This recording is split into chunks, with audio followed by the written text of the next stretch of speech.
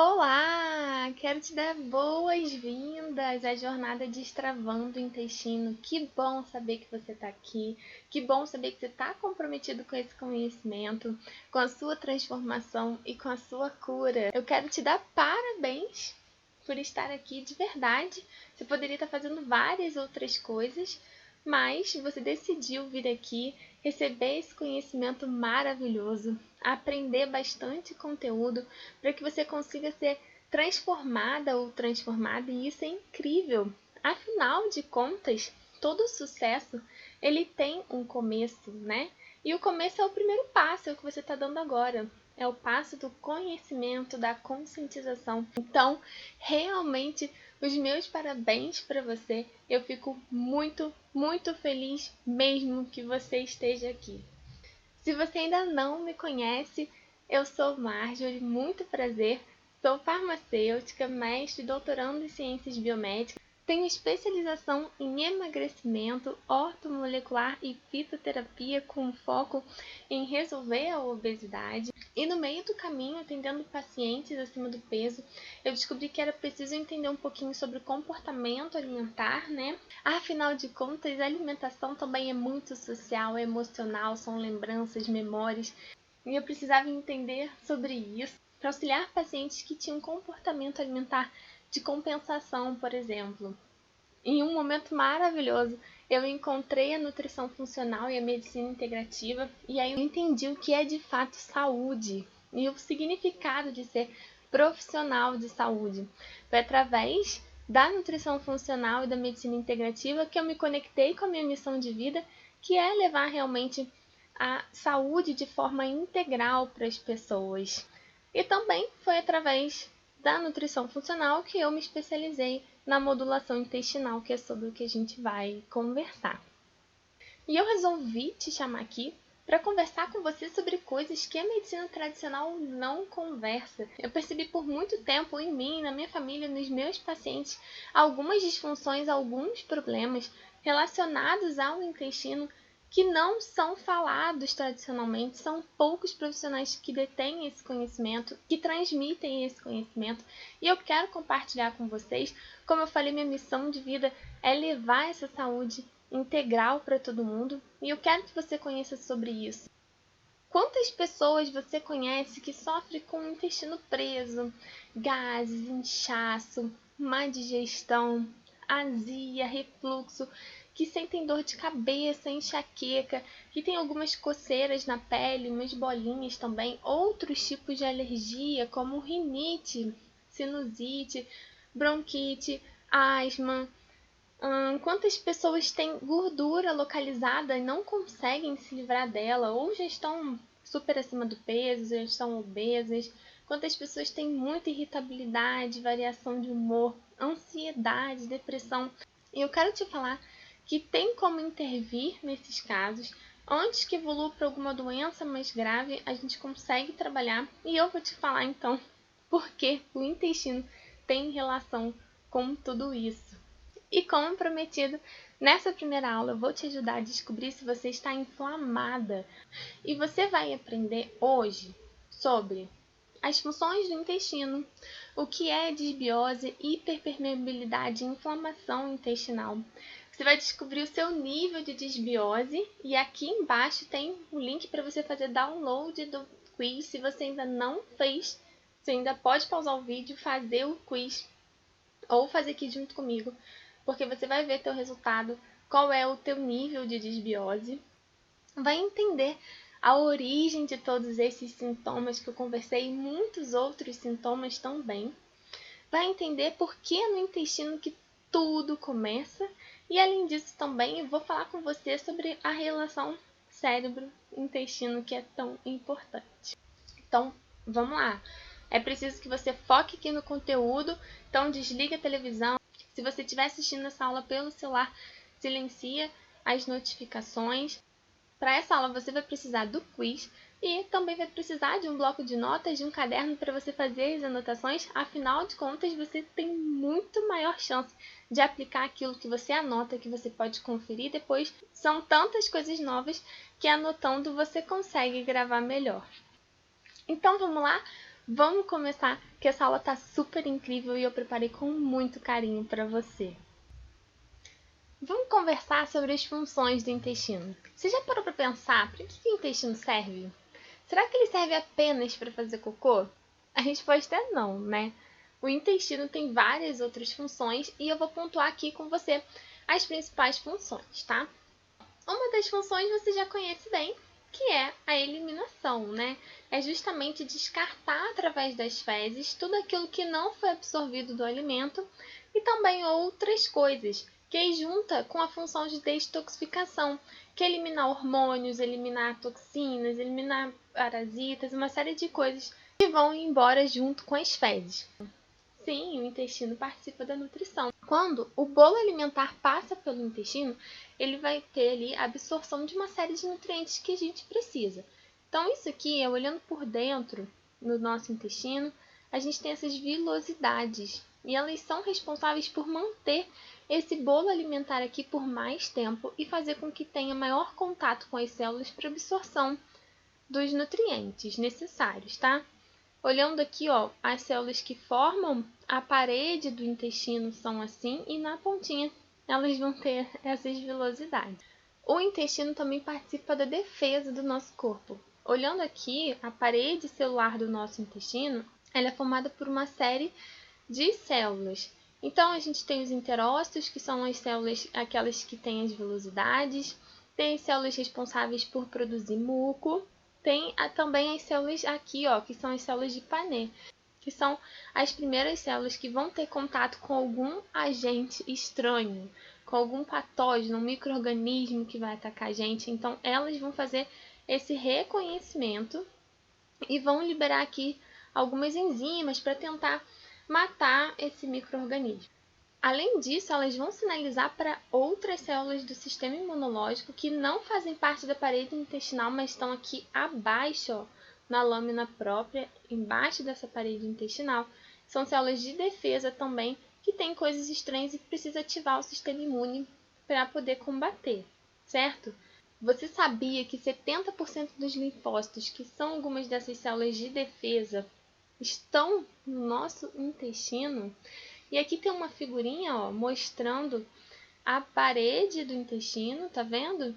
E células de defesa. Então, tem células dendríticas, tem esses linfócitos, enfim, tem uma série de células do sistema imunológico que vão ser ativadas na presença de um corpo estranho, da necessidade de combater alguma coisa que possa agredir o nosso organismo. O intestino também tem função endócrina, responsável tanto pela produção de hormônios quanto pela comunicação com outros órgãos para que esses também liberem seus hormônios responsáveis. Então vamos entender aqui um pouquinho. Olha só, algumas das células do nosso intestino vão produzir aqui hormônios que são responsáveis pelo controle da fome. E aí então vai ter uma comunicação com o cérebro para indicar ali que você está alimentado, que não precisa comer mais. Isso na fisiologia normal, tá? Esses hormônios também são responsáveis aqui pela inibição do esvaziamento gástrico, por não ter mais tempo o alimento no estômago e assim também ajuda até na saciedade, né, no controle da fome.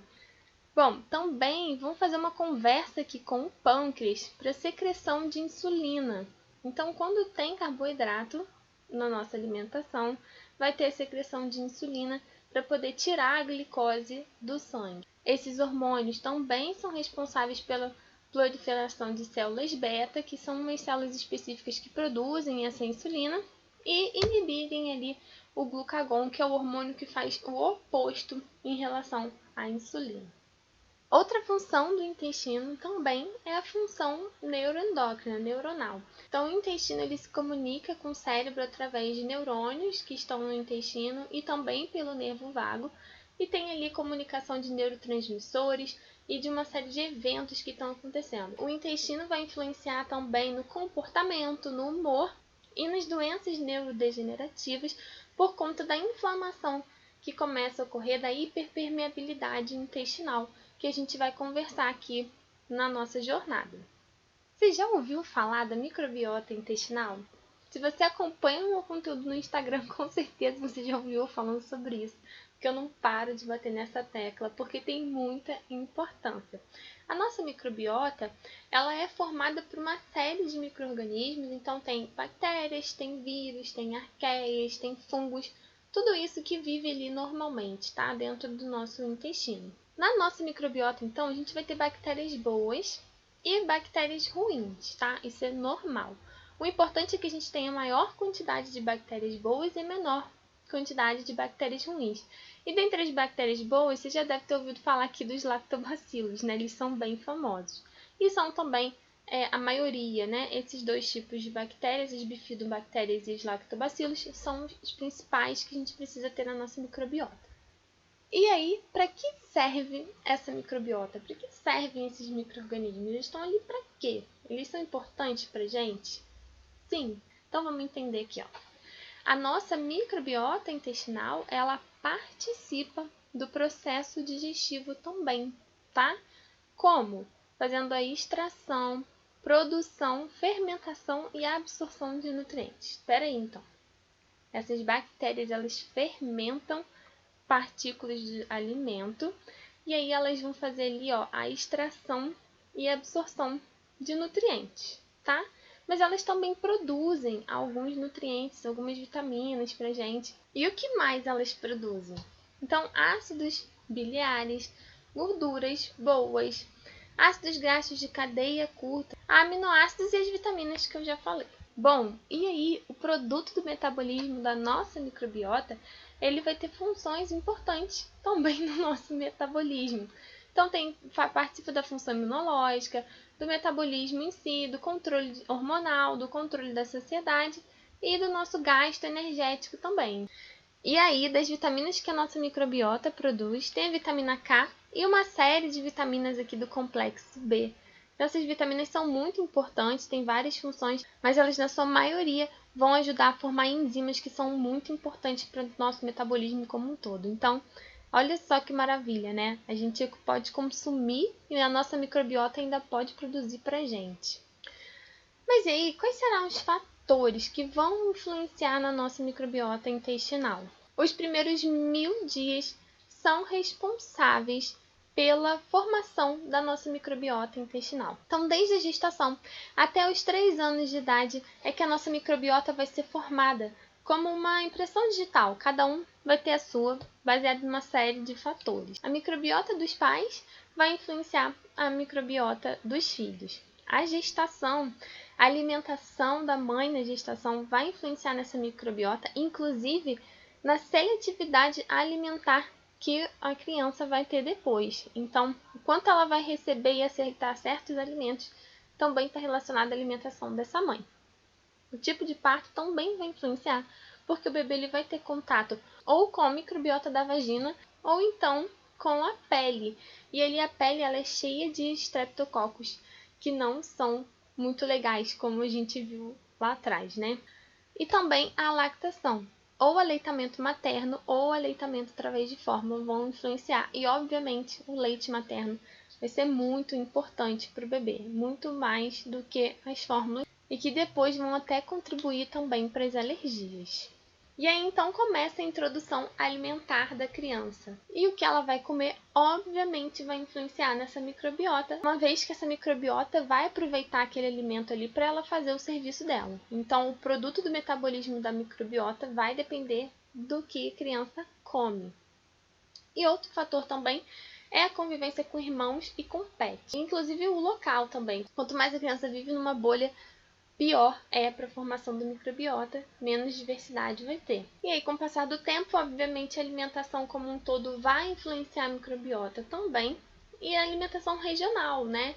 Quem vive no Nordeste, com certeza tem uma microbiota diferente de quem vive no Sul. Assim, quem vive no Sudeste tem uma microbiota diferente de quem vive no Norte. Por exemplo, se o café da manhã típico do Rio de Janeiro é o pão com manteiga, o café da manhã típico do Nordeste pode ser o cuscuz com macaxeira, pode ser ovo. Então, isso faz diferença na formação da microbiota. O consumo de álcool, drogas e medicamentos também vai influenciar na microbiota e com certeza vai influenciar negativamente. Quanto mais se faz uso dos 3 que eu citei, mais bactérias ruins vão ter na microbiota. E o sedentarismo também, já tem muitos artigos publicados associando o sedentarismo ao aumento de bactérias bem ruins na nossa microbiota. E aí, olha que legal, eu trouxe essa imagem para resumir a questão dos 1000 dias que são tão importantes. Então tem aqui, ó, o bebê que nasce de parto cesárea, está tendo contato com as bactérias da pele, né? Aí é um bebê que também vai fazer uso de alguns medicamentos ali na infância. Um bebê também que vai tomar mamadeira, leite artificial. Aí chega um momento que esse bebê começa a ter desbiose intestinal. E aí começam a surgir algumas alergias. Já viram isso? Então o bebê começa a ter alergia respiratória, começa a ter alergia alimentar. E a tendência é que tenha uma hiperpermeabilidade intestinal, que a gente vai conversar, que é uma abertura dessas células, e aí a criança pode desenvolver muitas doenças. Então começa com as alergias, e aí tem o risco de desenvolver autoimune, desenvolver doenças e infecções gastrointestinais, problemas cognitivos, o déficit de atenção, autismo, são algumas doenças que estão relacionadas com essa microbiota.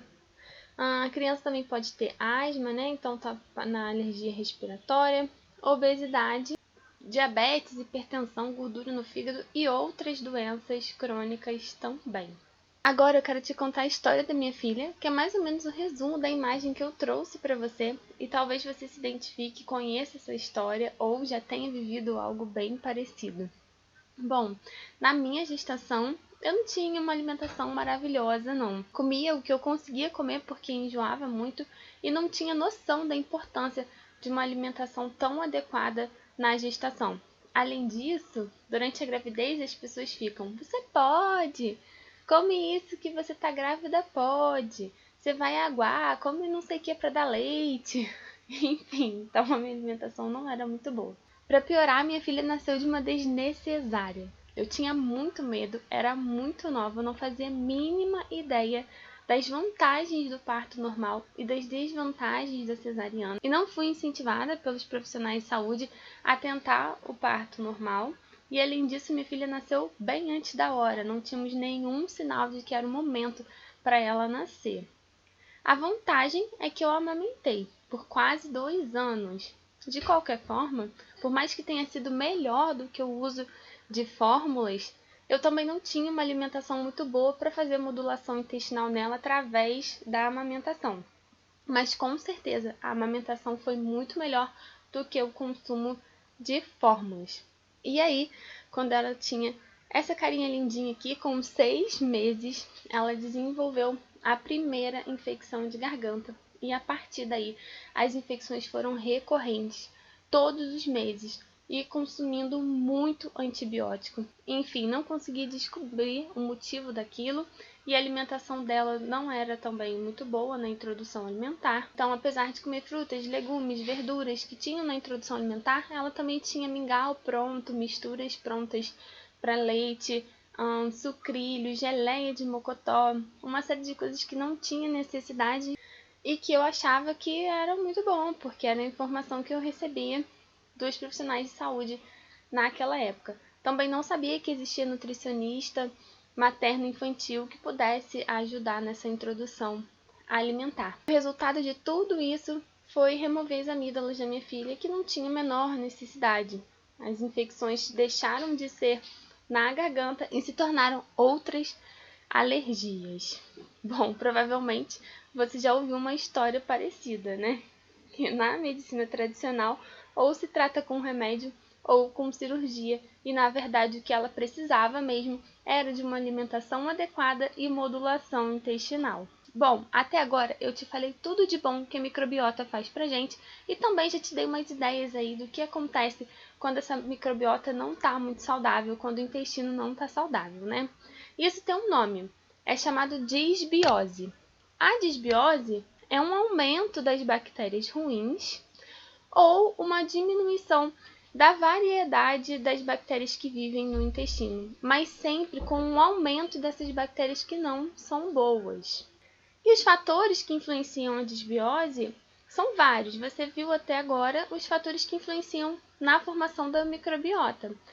Mas se você teve uma formação de microbiota relativamente saudável e a partir daí você escolhe ter um estilo de vida não saudável, então você vai influenciar negativamente na microbiota, favorecendo a desbiose. Então tem aqui, ó, o consumo de álcool, de cigarro, o estresse excessivo, a alimentação inadequada, com certeza é uma das principais, com os aditivos químicos. Então aquele alimento industrializado, alimento embalado, o sedentarismo, as toxinas e os poluentes ambientais, os metais pesados, o uso frequente de antibióticos, anti-inflamatórios e anticoncepcionais, infecções recorrentes, então infecção urinária, candidíase, gastroenterite, infecções de garganta, infecções nas vias respiratórias, infecção de pele, tudo isso vai influenciar negativamente. E aí, fatores naturais que vão influenciar é o envelhecimento e a menopausa. Por uma série de alterações hormonais e digestivas vão influenciar a desbiose. E agora, o resultado do quiz. Você baixou aí, anotou as letras e o que você tem que fazer agora é muito simples. Você vai pegar cada letra que você marcou e multiplicar por esta pontuação. Então, A vale 3 pontos, B vale 2 pontos, C vale 1 ponto e D vale 0 pontos. Você vai multiplicar cada letra, depois vai somar a pontuação total e aí aqui está o resultado. Se você fez de 0 a 9 pontos, provavelmente você não tem desbiose. Que bom, né? Se você fez de 10 a 18 pontos, você vai ter uma desbiose leve. Se você fez de 19 a 28 pontos, você tem uma desbiose moderada. Atenção! E se você fez de 29 a 39 pontos, você tem uma desbiose elevada. E isso não é bom. Vamos ver a partir de agora. Marjorie, eu vi que eu tenho desbiose, mas por que eu tenho que cuidar dessa desbiose? Por que é tão importante? Por que você fala disso toda hora? Bom, o intestino que tem desbiose, ele vai levar a uma superativação do sistema imunológico e a inflamação. Isso vai levar a alergias e a tendência de doenças autoimunes para quem tem predisposição genética. Também vai alterar, obviamente, ali no ambiente intestinal, gerando uma inflamação local e o risco de câncer também. Além disso, ele vai influenciar no sistema nervoso, alterando o comportamento e podendo levar a doenças neurodegenerativas também, e vai alterar uma série de outros eixos, e um deles é o hormonal. Vamos entender mais sobre isso. O intestino saudável ele tem as células bem juntinhas, bem apertadinhas assim, para que nada que esteja dentro do intestino saia dele e acabe caindo em locais que não deveriam, como a corrente sanguínea. Então, as células que formam a parede intestinal, elas ficam aqui, ó, uma do ladinho da outra. Elas são coladinhas com umas proteínas chamadas junção tight. Elas têm a função de manter essas células como se elas fossem grampeadas. A partir do momento que você desenvolve uma desbiose, você tem uma grande chance de levar uma inflamação nessa parede intestinal. E essa inflamação vai levar à separação dessas células. E a partir daí, tudo que deveria ficar só no intestino começa a passar para a corrente sanguínea. Olhando nessa outra figura, é possível ver essas células bem juntinhas. E aqui a gente tem partículas de comida, toxinas, produtos de metabolismo das bactérias da microbiota, hormônios e tem também o LPS, que é uma proteínazinha que tem na parede celular das bactérias. Começa a passar entre as células, no espaço que vai ter da separação. E ali, quando ela chega naquela lâmina própria, lembra? Tem logo abaixo da parede intestinal, ela começa a ativar aquelas células de defesa. Então, as células que estão ali começam a sinalizar um processo de inflamação, porque tem coisas que não deveriam passar. Não só esse LPS, tá? Também tem tudo isso aqui, né, que a gente falou. Essa superativação do sistema imune vai trazer umas consequências. A primeira delas é as intolerâncias e as alergias alimentares. Então, do nada, você desenvolve uma alergia ou uma intolerância, de repente, ao leite, ao glúten, à lactose, coisas que você comia antes que não te faziam mal, agora passam a fazer mal.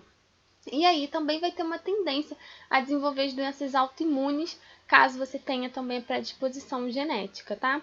E também as outras doenças inflamatórias. E a gente vai conversar lá na frente quais são essas doenças. Ah, Marjorie, mas como eu sei se realmente meu intestino está permeável? O que eu preciso saber? Para te ajudar, eu separei uma listinha com 10 sinais que indicam que seu intestino precisa de cuidados. Você tem muitas alergias, alergias respiratórias, alergias alimentares, alergias de pele. Então você vive com rinite, tem sinusite, tem bronquisma, asma, tem coceira, tem caspa, dermatite seborreica. Então tudo isso indica as alergias, tá? Você tem muitas alterações de humor. Então, tem irritabilidade, impaciência, às vezes se sente tão mal-humorado que nem você mesmo se aguenta. Tem ansiedade também e pode se sentir depressivo. Ou você sofre com compulsão alimentar, com uma vontade excessiva de comer o tempo todo, mesmo sem fome, e come até quase o estômago explodir, ou então você não tem fome nenhuma. Mas a primeira opção é a mais comum. Você tem mau hálito e língua branca não só quando acorda, ao longo do dia também, mesmo que você escove os dentes e a língua o tempo todo. Você tem dor de cabeça ou enxaqueca bem recorrente. Você fica com a barriga inchada, se sentindo grávida e com gases muito fedidos que nem você aguenta o cheiro. Também pode aparecer acne na sua pele, principalmente na região da testa, ou tem muita queda de cabelo. Sua imunidade não é muito boa. Sempre te aparece uma coisinha, pelo menos um resfriado. Você também sente azia, refluxo e má digestão com uma série de alimentos e muitas vezes precisa fazer uso de medicamentos para te ajudar nessa hora. E aí, ou você tem constipação ou diarreia. Então, você não faz cocô todo dia, ou faz muitos cocôs ao dia, e além disso, o cocô também não tem aquele padrão legal, e é seco inteiro, liso, como uma banana. Então ele se apresenta na forma de bolinhas, ou bolinhas separadas ou juntas, ou um cocô muito esfarrapado, ou então um cocô que é pastoso, bem aguado. Então, olha só, agora é a hora que você vai fazer um print e vai compartilhar essa imagem com aquela pessoa que você ama ou compartilhar nos seus stories, no Facebook. Fica à vontade, me marca para eu poder ver que você está aqui participando ativamente. Me ajude uma pessoa que também não sabe disso e que precisa saber para cuidar melhor de si. Marjorie, é mesmo, o meu intestino realmente está permeável. O que acontece se eu não tratar o meu intestino permeável a partir de agora? O que eu posso desenvolver?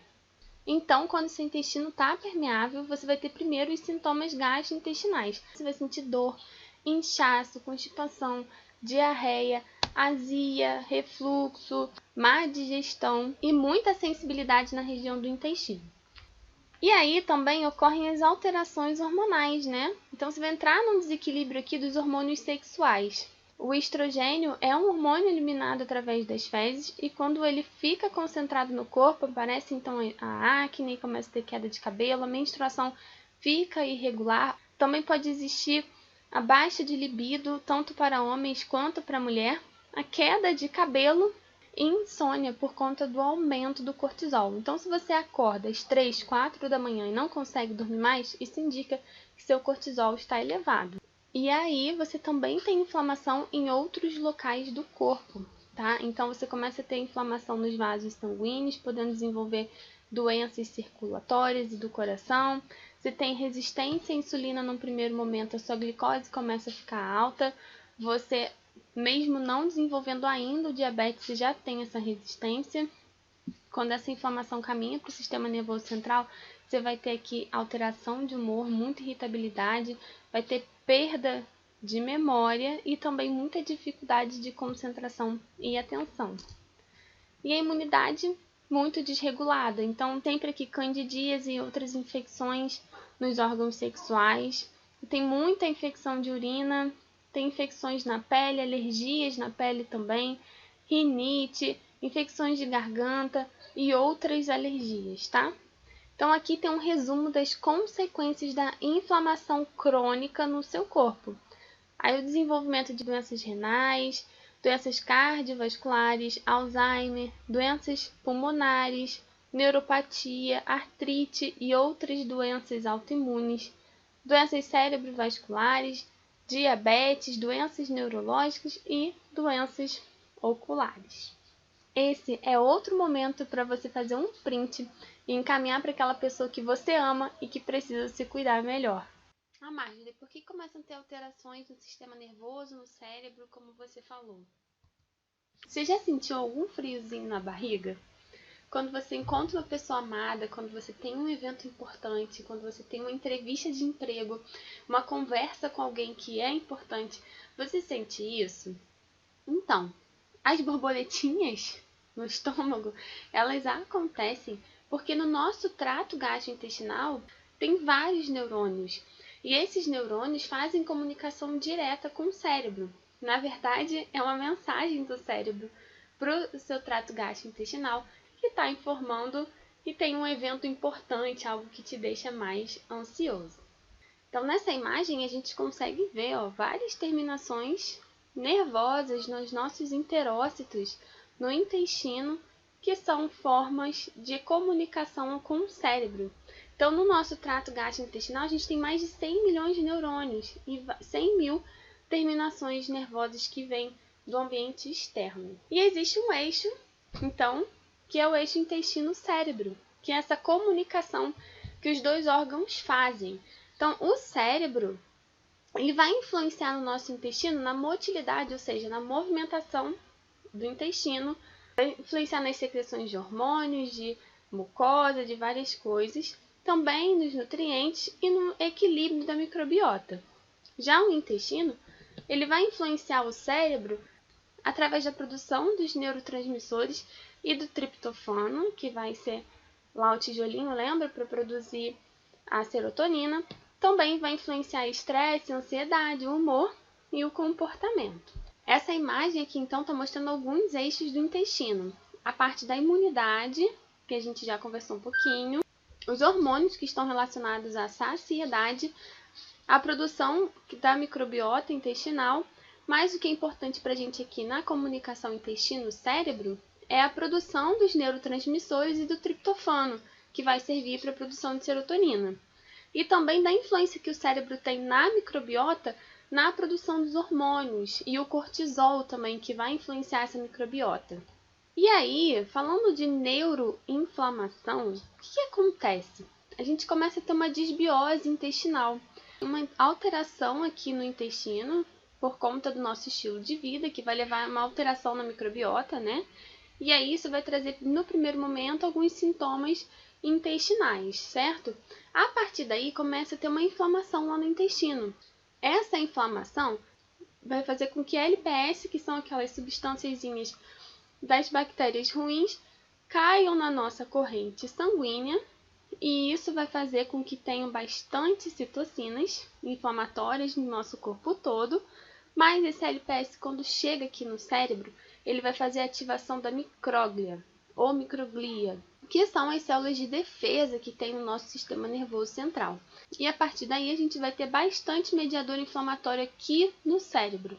Então vai levar a uma neuroinflamação. Então olha só, o medo, o estresse constante, aqueles pensamentos que deixam a gente preocupado, os pensamentos de antecipação catastrófica do futuro, pensamentos sobre trabalho, pensamentos sobre casamento, financeiro, tudo isso aqui mantém a gente num nível de estresse elevado, porque o seu corpo entende que esses pensamentos são ameaças, tá? Os traumas também do passado, principalmente da infância, tudo aquilo que carregou e se inseriu dentro do seu subconsciente, são informações, crenças, tudo isso vão influenciar muito no movimento contrário. Então, tudo isso aqui vai fazer com que tenha uma superativação do eixo EPA, que vai fazer com que tenha aumento do cortisol. Cortisol é um hormônio que, quando está muito elevado, ele aumenta o nosso nível de estresse.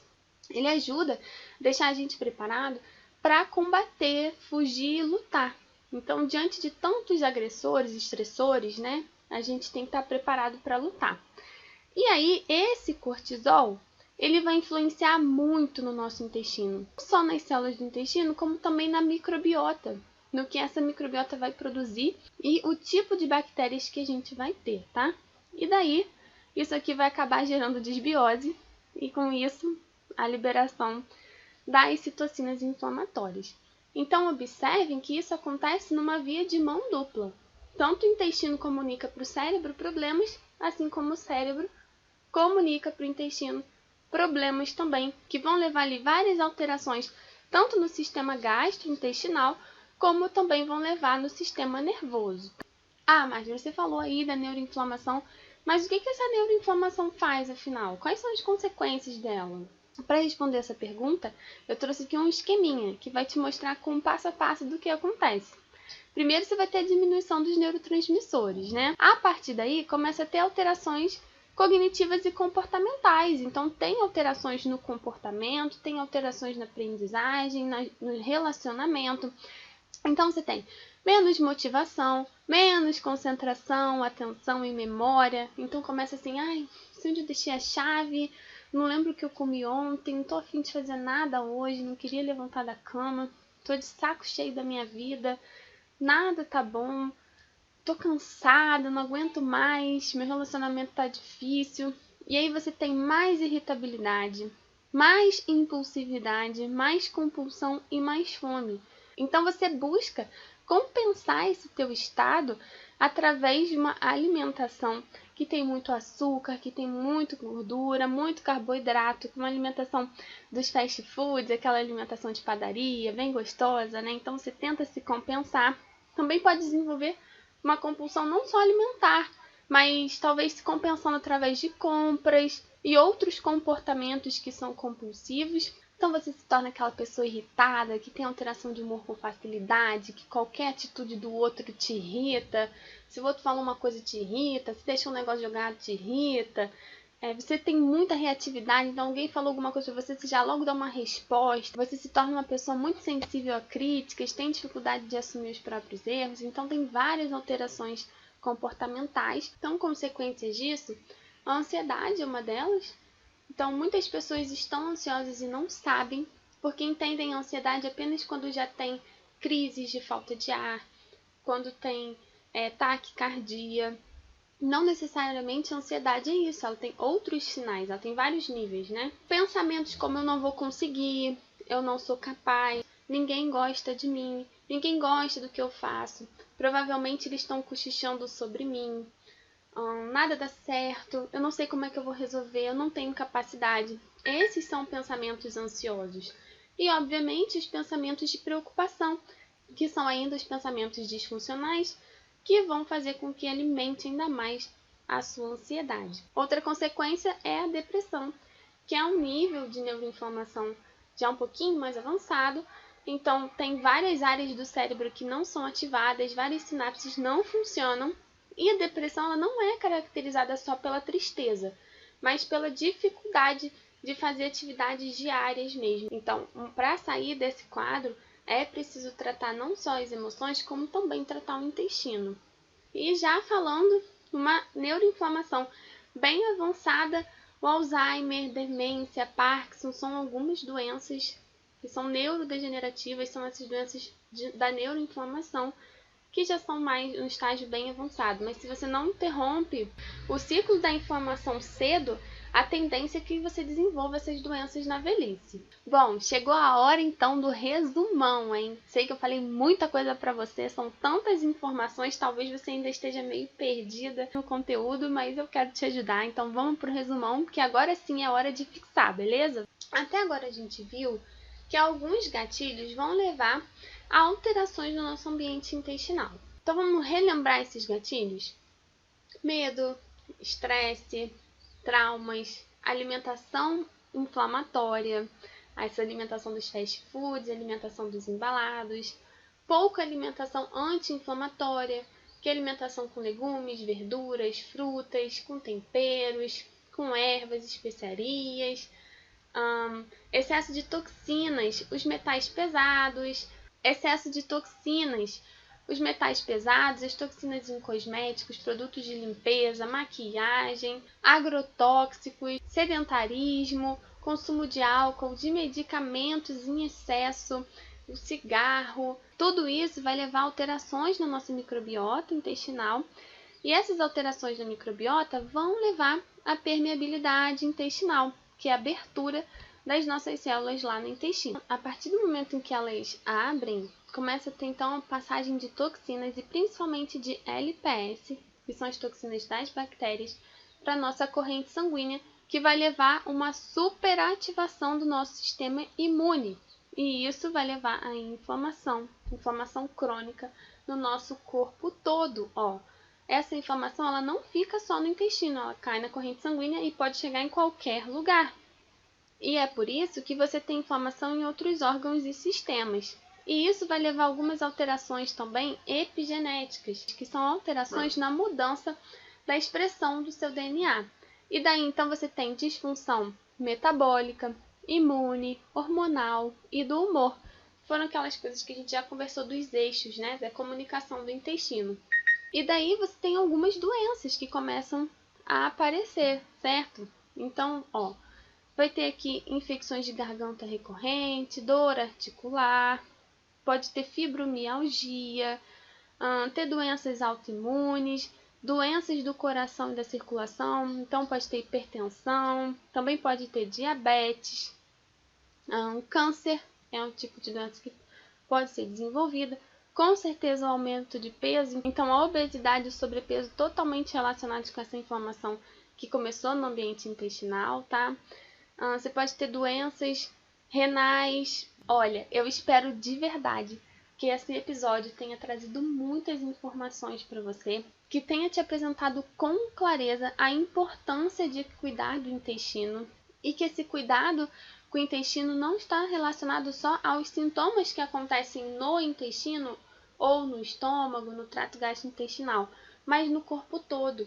Atualmente, boa parte da população se encontra inflamada em níveis de inflamação diferentes. E a gente consegue intervir são através dos cuidados pela causa raiz. Então, através dos cuidados com o intestino, é onde se começa a intervir nessa inflamação. E eu quero te dizer que, a propósito em todas as coisas, se você está aqui e assistiu esse episódio até o final, é porque você precisa aprender muito mais para poder cuidar da sua saúde como um todo, para poder ter uma vida longa e uma vida sem depender de remédios, sem depender de internações e sem depender de ninguém, para você ser livre, não importa qual seja a sua idade. Por isso eu te convido para participar dos próximos episódios e aprender muito mais sobre o intestino e sobre como resolver essa inflamação. Te espero nos próximos. Tchau!